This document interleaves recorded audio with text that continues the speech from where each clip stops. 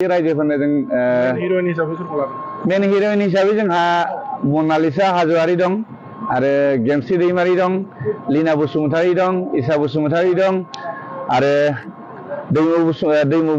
दैमु ब्रह्म कमेडियान हिसाबै प्रेक्टिकेल आरो अनिल दङ। दा जोंहा मेन भिलेन गोबां निफ्राय लाबोनाय जादों आरो जोंहा एक्सन दंबावो माखासे एक्सन।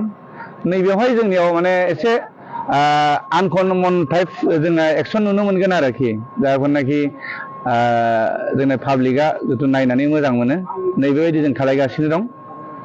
आसा खालायो जोंखौ बयबो ओरैनो जोंहा ड्रामायाबो 80% थांबाय आरो एक्सन हिसाबैथ' जोंहा दा आरो 20%ल'सै।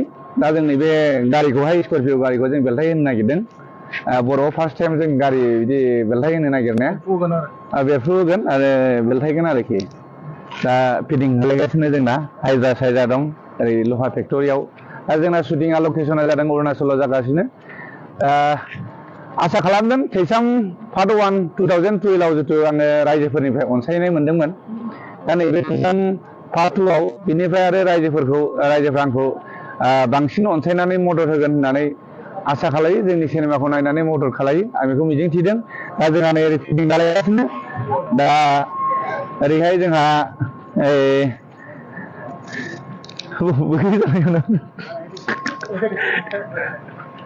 जोंहा दा एक्सन खालायनो ओरैहाय दं। आं खोन्थानि आर्टिस्टखौ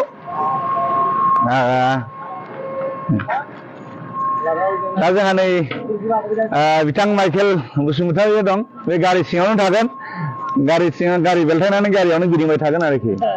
गारि सिङावनो थागोन बियो। ओमफ्राय आदा गोसोम जिथु जोंहा गोदोनिफ्राय जों आदा गोसोम होननानै मिथियो। मोगथांखर हाजो खर'नि खोनायै सल'आव जोङो गोसोम होननानै मिथियो। बिथाङा गारि ड्राइभ खालायगोन।